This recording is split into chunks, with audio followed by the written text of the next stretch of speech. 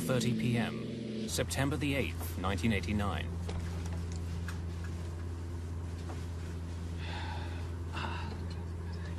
Oh, hang on.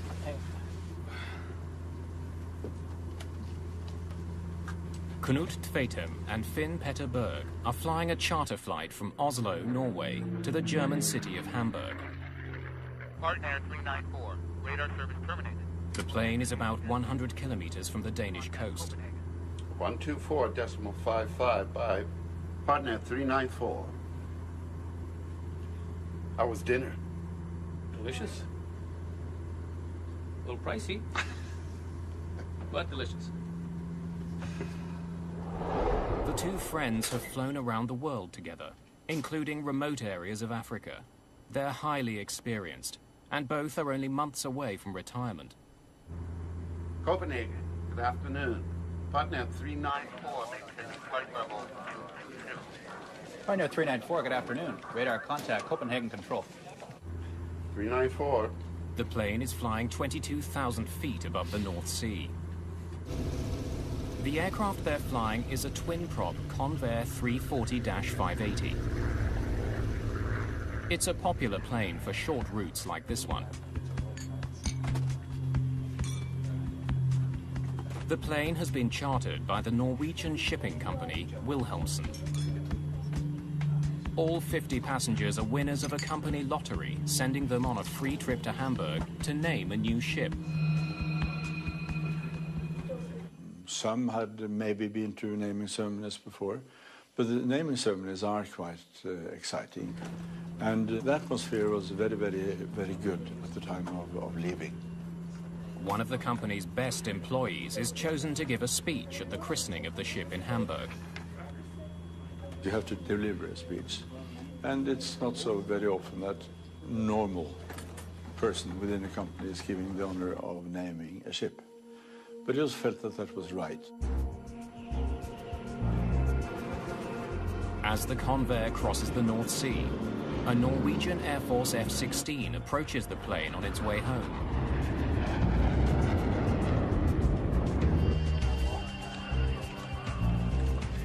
Whoa, look at that, 11 o'clock. F-16.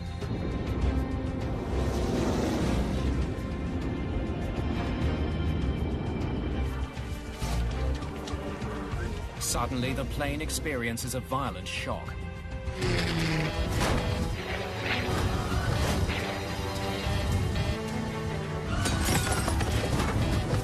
The crew is caught by surprise.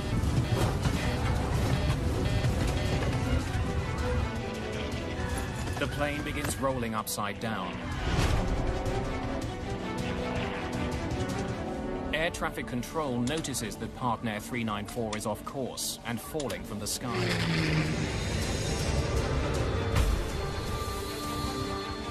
Partner 394, Copenhagen control. Please report new flight level. The crew is struggling to save the plane and the lives of everyone on board. Terrain, what new flight level? Full up. Terrain, full up. Please report new flight level. Then it disappears.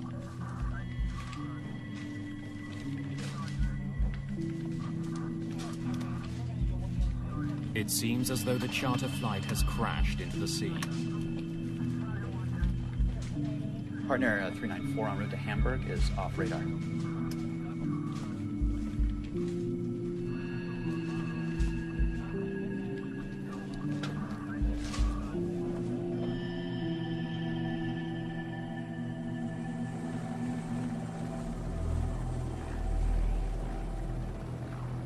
Rescue teams race to the crash site, nearly 20 kilometers north of the Danish coast.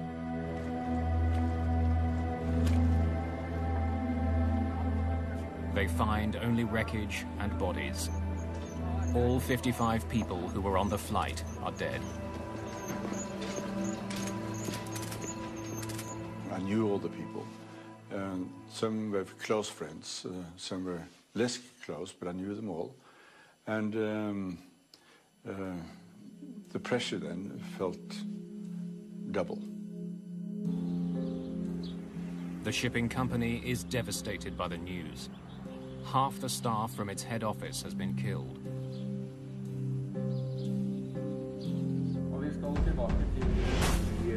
It's the biggest airline disaster in Norwegian history.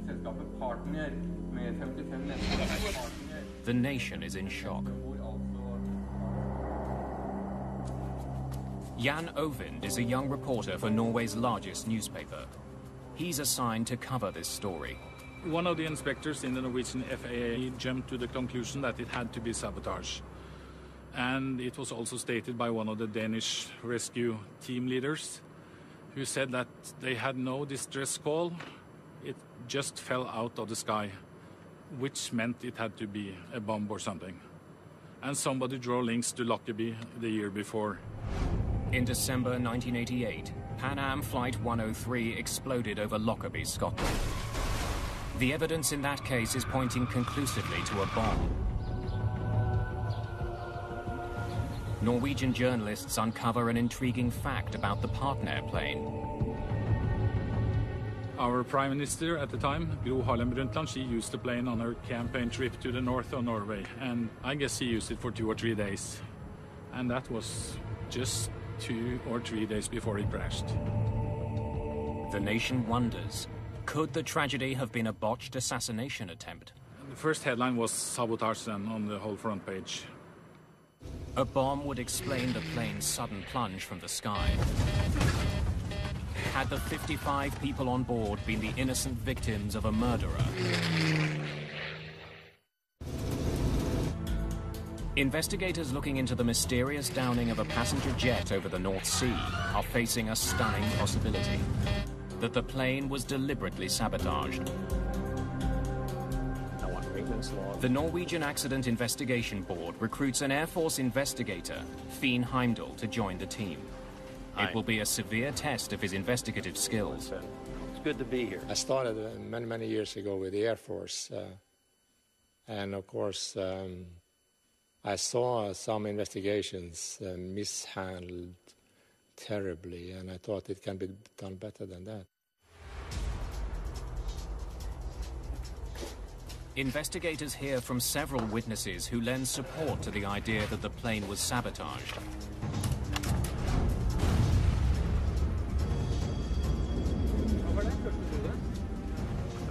A young man claims to have heard a cannon-like sound coming from the crash site off the Danish coast.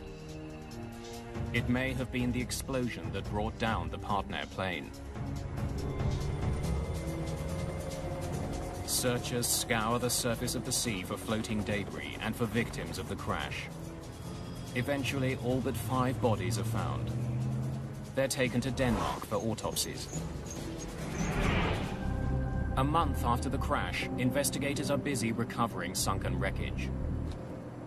They've plotted the position of the wreckage on the ocean floor using side-scan sonar. It sends out sound waves that are reflected back when they encounter objects. The sonar equipment has painted a remarkably accurate picture of the underwater wreckage. It helps investigators see that the plane parts have settled over a 2-kilometer wide area. It's an important piece of evidence. It was evident that the aircraft had come apart in the air. It hadn't hit the sea in one piece, that was for sure. The mid-air breakup suggests a bomb brought down the plane. But it will take weeks to prove this. In the meantime, investigators hope the plane's black boxes will provide more immediate insight into the crash. The plane's voice recorder and eventually its data recorder are recovered from the seabed and sent to labs for analysis. Both boxes were damaged in the crash. Investigators hope the damage to the boxes didn't affect the data. Well, let's see what we got. The voice recorder may have picked up a conversation between the pilots that can explain what happened on board. On? That's required. Auto feather system. Armed to 2 green. The device usually records the final minutes of a flight, but this CVR has done the opposite. Mayday lights off. Power. It recorded the start of the flight, but then mysteriously stopped recording just before the plane took off. Well, it had recorded the conversation on the ground, but as soon as the engines were upshifted to normal RPM for takeoff, it ceased operations. So that was a disappointment to us. But the malfunctioning CVR did pick up an intriguing exchange between the two pilots. How's the weather in Hamburg? Oh, it's clear skies, good visibility. Hope it stays that way. The CVR does tell investigators that Flight 394 began with an unusual problem. Partner was in financial dire straits, and we found out that just a few hours before the plane took off, the Norwegian aviation authorities sent out a telex to tell all the airports in Norway to don't let a partner plane take off because they owe a lot of money in non-paid charges and fees. They won't release us for takeoff until we pay the catering bill. How much you got on you? Seriously? Huh?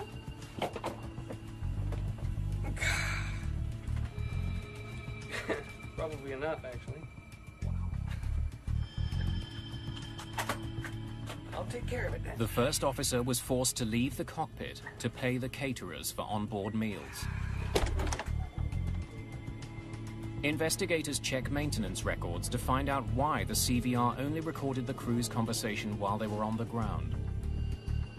They discover that the plane's cockpit voice recorder had been modified more than 10 years earlier. Modified to switch to primary AC.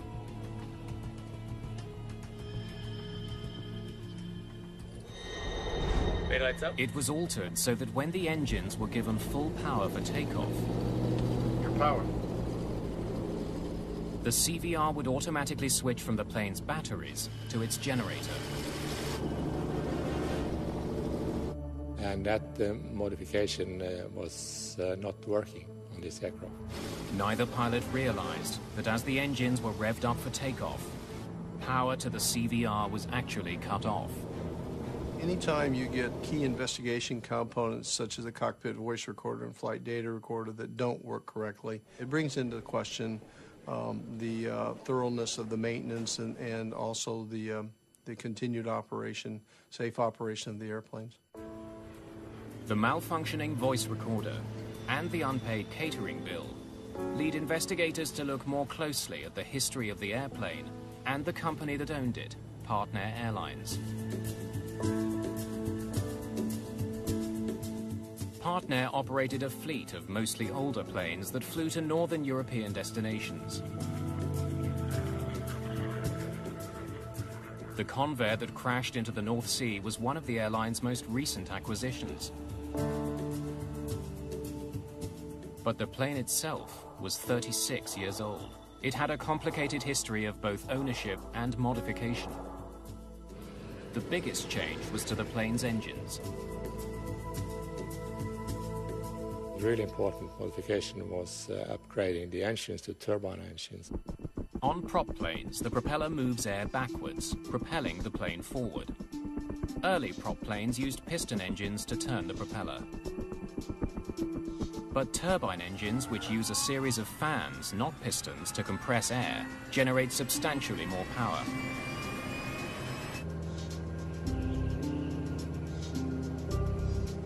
Heimdall learns that in 1960, the plane's original piston engines were removed and powerful new turboprops were bolted to the wings. It's a modification that provides more power, but could pose a risk. When there was a tremendous increase of horsepower installing the turbine engines, I was wondering what that was doing to the structure of the aircraft. Heimdall has been placed in charge of analyzing the plane's engines. He wants to know if the turbine engines could have torn the aging plane apart. I started asking the question, how can an aircraft fly itself to pieces in midair? The plane's flight data recorder should tell investigators about the operation of the engines in the moment before the crash. The recorder from this flight is a primitive analog model. Used a metal foil strip that rotated, and some marking pins actually scratched on the metal surface, on the piece of metal. The antiquated data recorder proves to be another frustration for investigators. It didn't record many of the parameters it was supposed to. But more mysteriously, the needle seems to have recorded certain signals twice. The double line confounds experts who analyze the device. We had no experience with anything like that. We contacted several experts, but none had experience with this before. Yeah, I've never seen that before. The flight data doesn't offer investigators any immediate revelations about the crash. Heimdall now wonders if the very fact that the recorder was malfunctioning could be a clue in itself.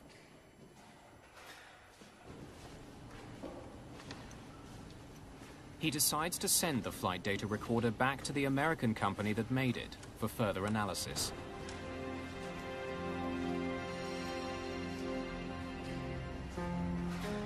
Investigators painstakingly reconstruct the partner plane. As the fuselage takes shape, the reconstructed plane provides investigators with some stunning evidence. The only thing that would destroy the aircraft at cruising level would be an explosion. So, and some of the parts looked maybe a bit suspicious. Suspicious for what's on them. There were rumors that it was found explosives in the partner plane. There are traces of a powerful military explosive. The amount is small, but the press gets wind of it.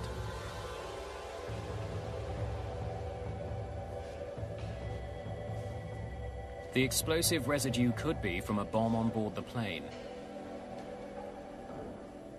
or from another source. A NATO war exercise called Operation Sharp Spear was taking place that same day near the flight path of Flight 394.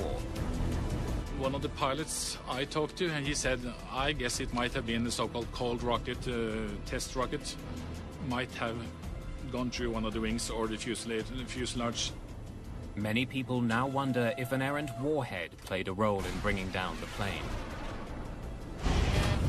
Full up. Terrain. Full up. Terrain.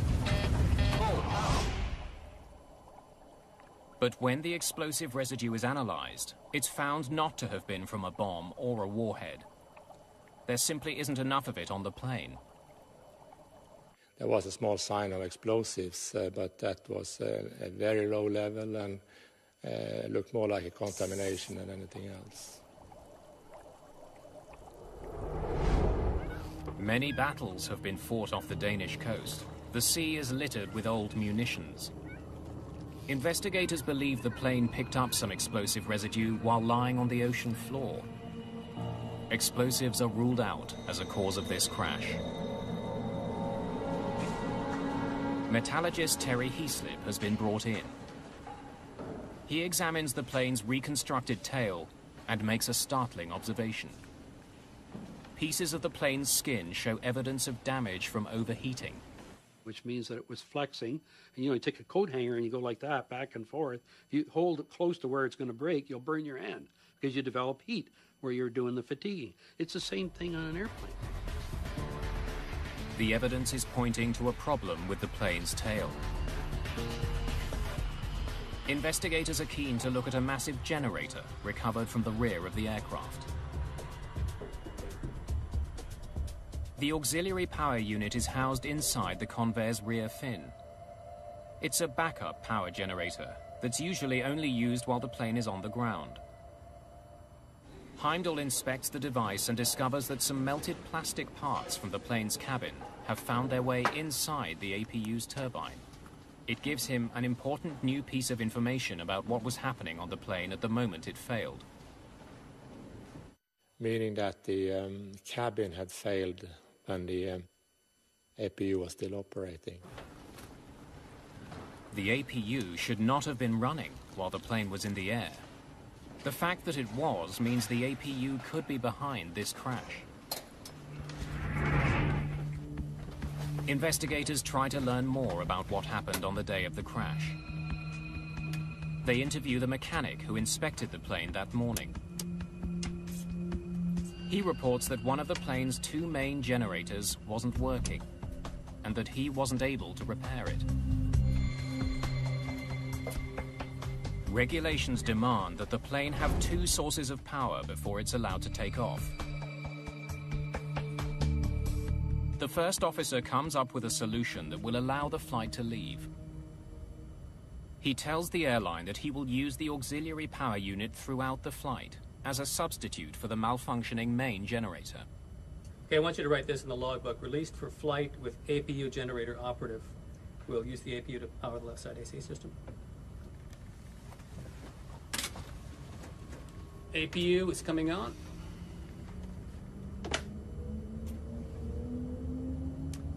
Beta lights off.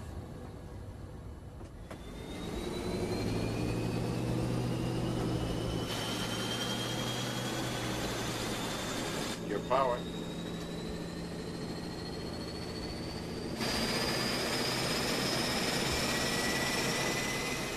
During his inspection of the APU, Heimdall makes an important discovery. When I saw the part, I saw that it was not an aircraft standard part at all. It was made in a very primitive way by a piece of iron and welding it together in a substandard way. He notices that one of the mounts attaching the APU to the plane is broken. The unit contains a rapidly spinning turbine that generates electricity. If it wasn't properly held in place, it could have caused this crash.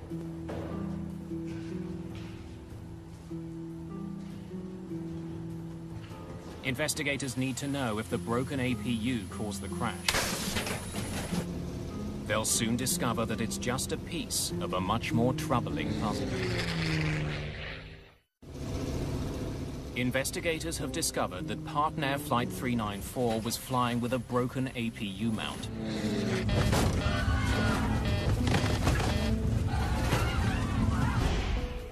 Metallurgist Terry Heaslip performs extensive testing on the failed part. My initial reaction was that the welding was bad, was probably inappropriate. Heaslip wants to know when the strut broke. If it happened during the plane's last flight, it could explain the accident. I could see the impact markings and the progression markings on it that showed that it did not fail in a single overload during this last accident flight. The way the broken mount is worn down also tells Heaslip that the mount holding the APU in place didn't break on the day of the accident. It was broken long before Flight 394 took off. Investigators now need to know what effect the broken mount had on the flight.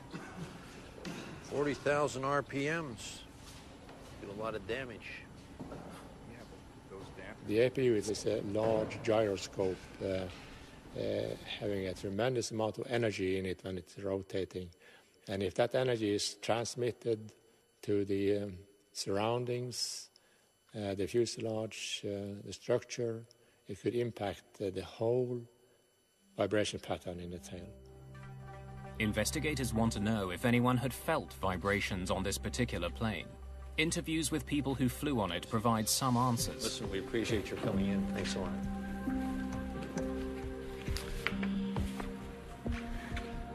Now, you said you felt some rumbling on the plane, is that right?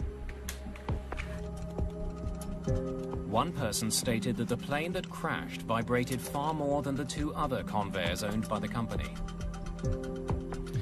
Did anything seem unusual on the plane? But others failed to mention the vibrations. Had a good flight. It's a puzzling situation. Investigators know the APU mount was broken before the flight, but they still don't know if it even played a role in the crash, or whether it would have affected the plane's tail. Then the reconstruction begins to clear things up.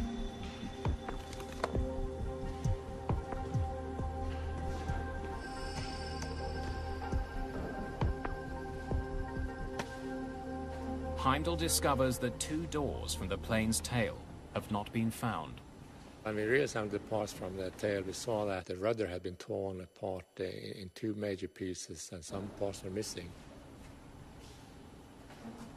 In particular, the doors between the fin and the rudder were missing.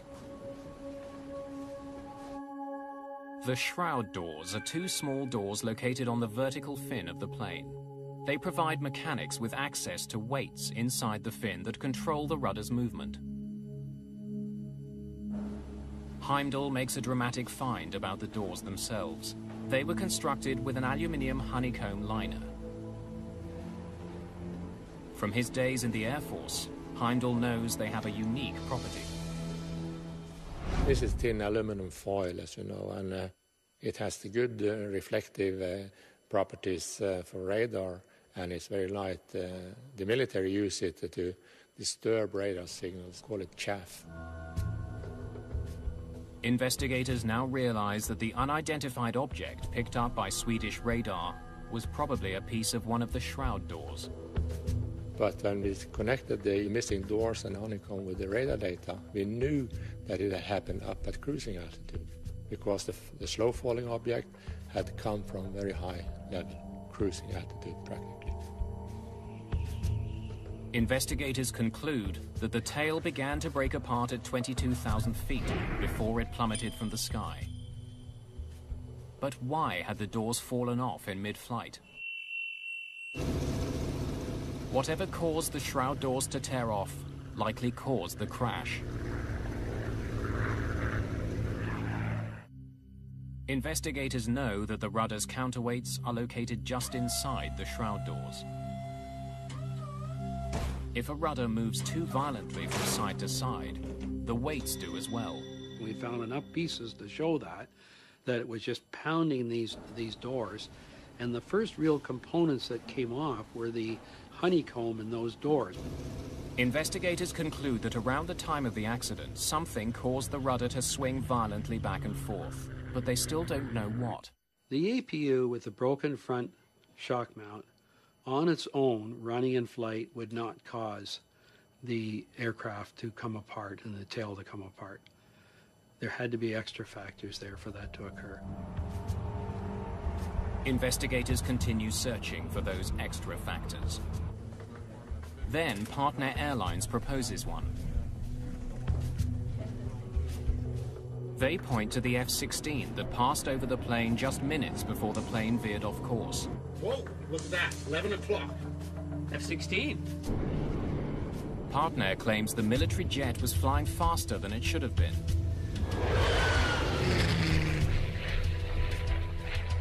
They also believe that it came much closer to the flight than officially reported. Partner, they contacted the Swedish investigator, and he came out with the answer that the F-16 could probably have gone through the sound barrier as it passed just over the partner plane. When a fighter jet or any other plane breaks the sound barrier, you have this pressure wave, and their theory was that this pressure wave just got the plane to disintegrate in the air. But the Norwegian F-16 pilot testifies that he was more than 1,000 feet above the Convair when he passed it. Investigators calculate just how close the F-16 would have had to be in order to seriously disturb Flight 394. They determine that for the F-16's pressure wave to have affected the Convair, it would have had to fly within a few meters of the plane. There's no evidence the two planes were ever that close. Okay, good work.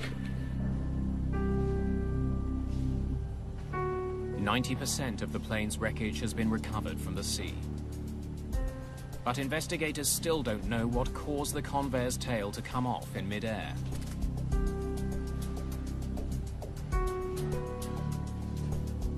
During the course of the investigation, Finn Heimdall is given a promotion, but he has no idea how to solve the puzzle that haunts his nation. They asked me to be in charge of the rest of the hardware investigation. I was standing in a heap of wrecked parts and thinking I'll never get to an end of this. Investigators get a break when the faulty flight data recorder is analyzed in the United States. The manufacturer has asked its top expert to come out of retirement and examine the device. Manufacturer Fairchild referred us to a previous employee, and we found him in California. The expert tells investigators that the needle that was supposed to be recording the plane's altitude was shaking so much that it was leaving another mark on the foil. But then he goes one step further.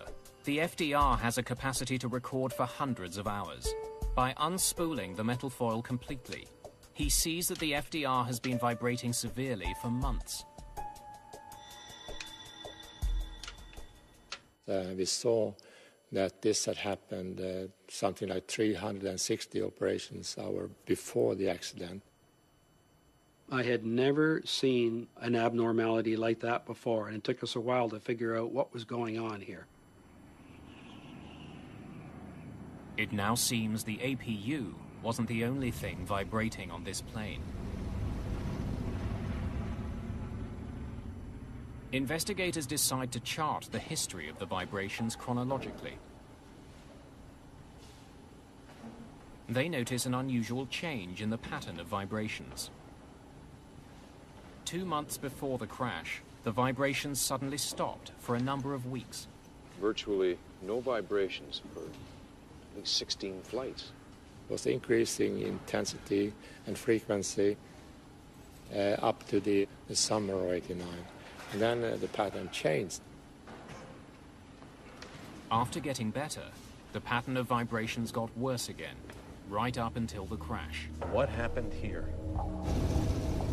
Investigators now need to find out what changed on the plane during the 2-week period when the vibrations stopped.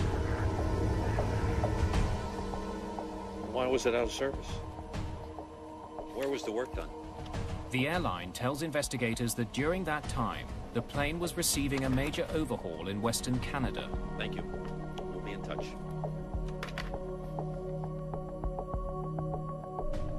The work was done by the plane's previous owner, a Canadian company that specializes in servicing Convairs. During the various test flights there, the FDR recorded almost no excessive vibrations. This healthy pattern continued on several passenger flights once the overhaul was done and the plane returned to Norway. Investigators review the maintenance records.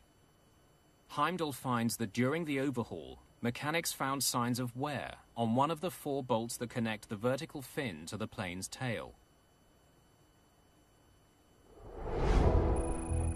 These 4 bolts are the only things holding the tail to the fuselage.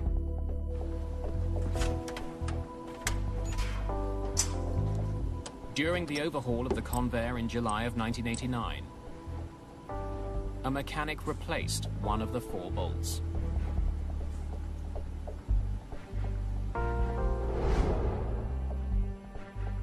The information from the flight data recorder reveals that the vibrations in the tail stopped right after that 1 bolt was replaced. You see that? And as they go across. Incredibly, investigators are able to recover all 4 of the bolts which were holding the tail in place.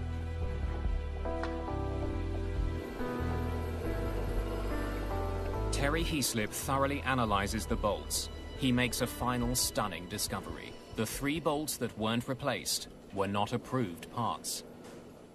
We did metallurgical testing, and we did mechanical testing. And by doing all of these analyses, we worked out that the 3 of the assemblies were not up to scratch. They were bogus assemblies. His analysis shows that the faulty bolts were incorrectly heat-treated when they were made. As a result, they are only 60% as strong as they should have been.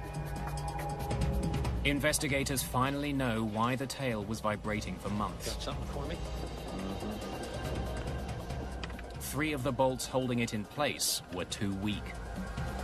They just weren't hard enough. Unbelievable. 3 bolts holding the tail to the rest of the plane were not authentic parts. they were well-disguised fakes. The weak bolts mean investigators now must answer a critical question. Why didn't the tail come off in the previous 16 flights where it vibrated excessively? Why this last flight? Investigators already know that on the day of the accident flight, a power generator wasn't working, and that the pilots improvised a solution. Okay, I want you to write this in the logbook. Released for flight with APU generator operative. We'll use the APU to power the left side AC system. APU is coming on. The pilots didn't realize that the APU mount was broken and the motor was vibrating considerably. Their decision to run it throughout the flight made a bad situation worse. The reason why things got bad on this particular flight is that the APU was literally floating on 2 mounts instead of 3. This, along with the faulty bolts, created even more vibrations in the tail of the plane. And when you get the 2 of them shaking, if they ever get into sync, what we call resonance with each other, disaster.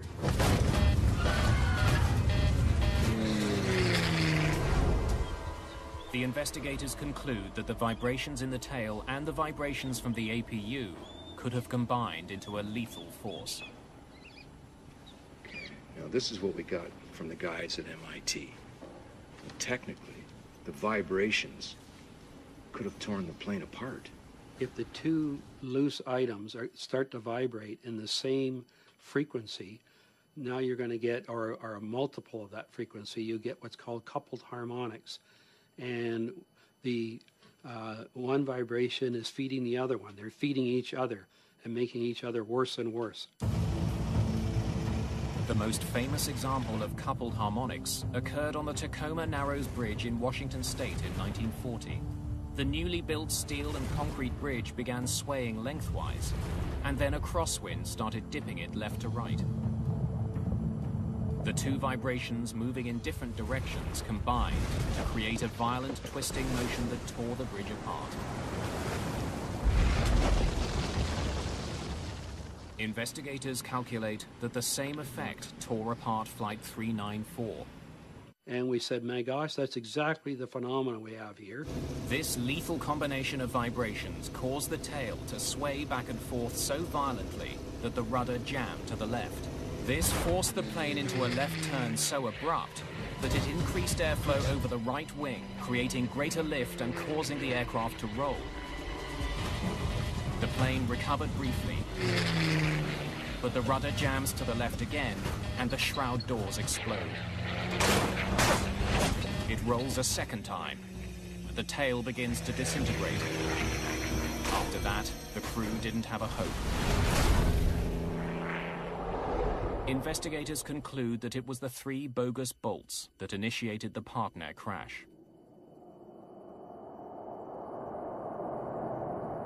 And I looked at that and said, man, oh man, how could that be in a crucial component, a crucial fitting like that in the tail? I couldn't believe it. The report on Partner Flight 394 sends shockwaves throughout the aviation industry. It's the first time that a fatal plane crash has been linked to unapproved spare parts. It raises a frightening question. How many of the parts being put into planes around the world are bogus? The Partner crash, that was the seminal event that started people actually having to recognize the unapproved parts problem and the fact that the worldwide inventories of aircraft parts, in fact, were contaminated. There are 6 million moving parts on a 747 alone. The spare parts business is a $45 billion industry. And at the time of the crash, that industry was largely unregulated. Mary Schiavo is the former Inspector General of the Department of Transportation, the agency that oversees the FAA. No one knew how large the problem was. They knew it was a problem because of a crash, but how big was the problem in the United States? So we set out to measure it. We started by auditing the FAA's own parts bins. And the FAA's own parts bins contained 39% bogus parts. What we found is if the parts had come from a parts broker, which was a huge percentage of the parts supply industry, 95% of them were not authentic. The FAA would soon find bogus parts on an airplane widely considered to be the most secure plane on Earth.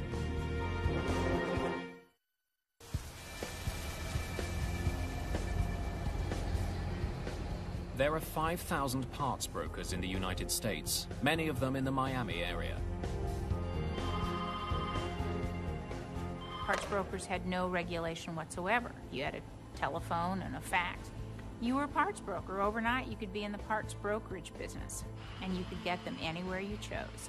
You could get them from junkyards, you could get them from scrap facilities, you could get them from old planes, you could get them from crashes, you could get them from people who are willing to manufacture and don't care about the law. Spare parts for airplanes are expensive. A single bolt, like the one holding on the partner flight's vertical fin, can cost up to $250. A bogus one can cost as little as $30. Which makes it a bargain. And when you have situations like you have today, and airlines are bottom line driven, and you've got 8 or 10 major airlines in the United States, for example, that are on the verge of bankruptcy, they're looking to cut costs. The FAA launches a major investigation into illegal parts and uses sting operations to uncover unscrupulous dealers.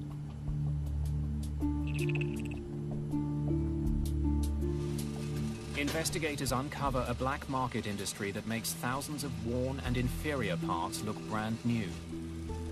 These are really good counterfeits. It's very difficult to tell. At the time of the Partner accident, there were checks and balances in the system that were supposed to keep bogus parts from getting on major airlines. For instance, each spare part needs someone's signature to verify its authenticity. It has to have some documentation that states that it's airworthy. It has to have a maintenance release by some certificated entity. But investigators discover that in addition to a huge market in spare parts, there's also a burgeoning market for counterfeit FAA tags.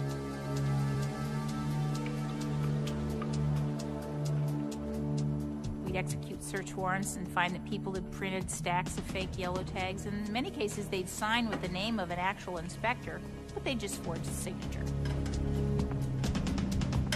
The tag in this business is worth more than the part. At first, investigators believe the problem is mostly with smaller airlines. Smaller operators and repair stations are usually the people who are most vulnerable to this aftermarket broker parts problem. They're shocked when they discover that bogus parts have been found on what is supposed to be the most tightly controlled plane in the world, Air Force One. It reached all the way to what many people consider literally the highest levels of aviation, the aviation that flies around the President of the United States. Supposedly in an airtight supply chain, we had bogus parts cases that touched those aircraft.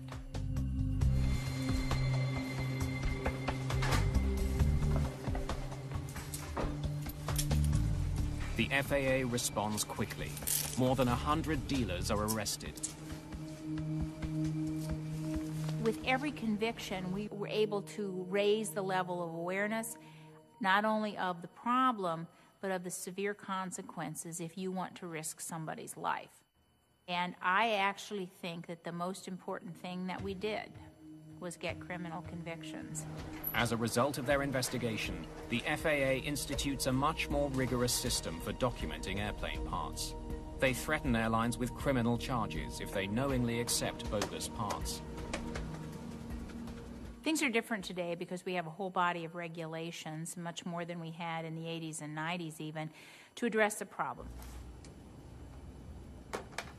You have to get the mechanic who's actually got the wrench in his hand to a point of sophistication where he's knowledgeable enough to smell a bad part, to smell a bad piece of paper. And it is possible to do. The new regulations achieved their goal. In the 2 decades following the crash of Partner 394, there wasn't a single fatal accident attributed to bogus parts.